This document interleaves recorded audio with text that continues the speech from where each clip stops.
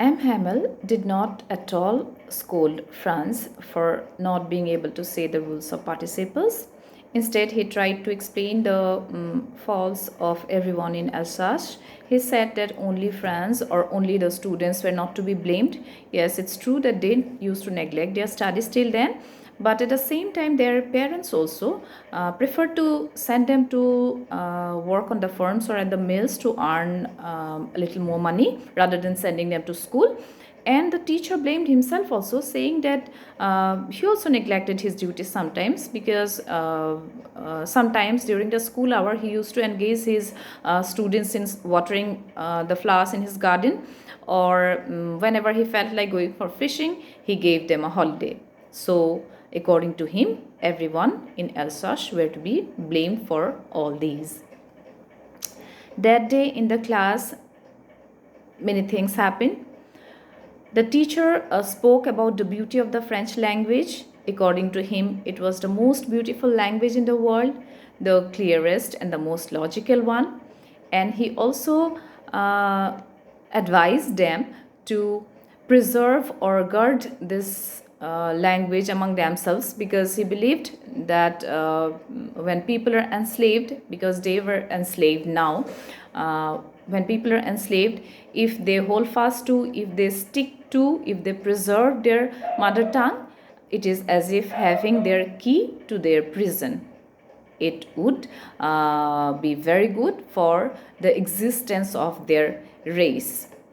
So it was all about what he said regarding the French language. After that, they had a lesson in grammar, and teacher started explaining.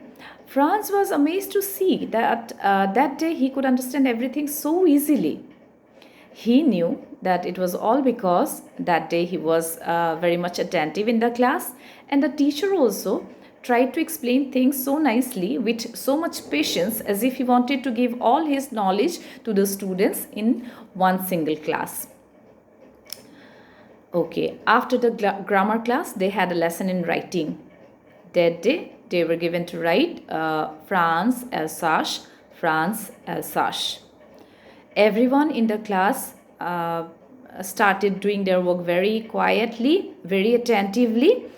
There was a patriotic fervor inside the classroom, and they didn't pay attention to any petty things.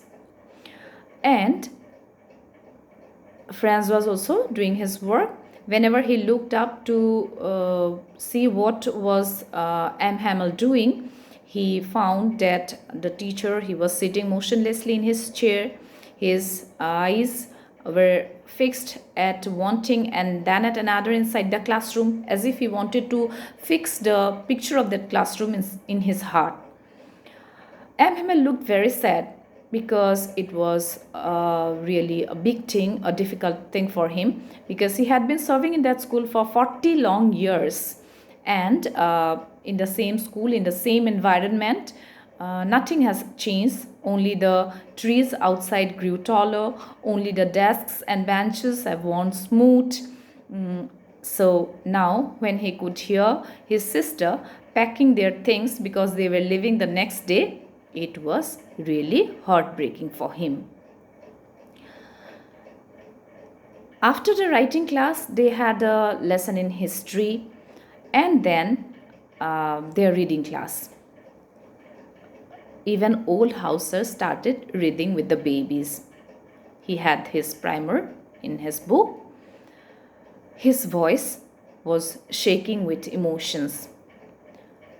The way he tried to say the words, the way he tried to read, okay, it was so funny to hear. Everyone wanted to laugh, but at the same time everyone wanted to cry also, because they could feel the pain, because they were all pained, it being the last class of their language, the French language. Now, suddenly, the church clock struck 12.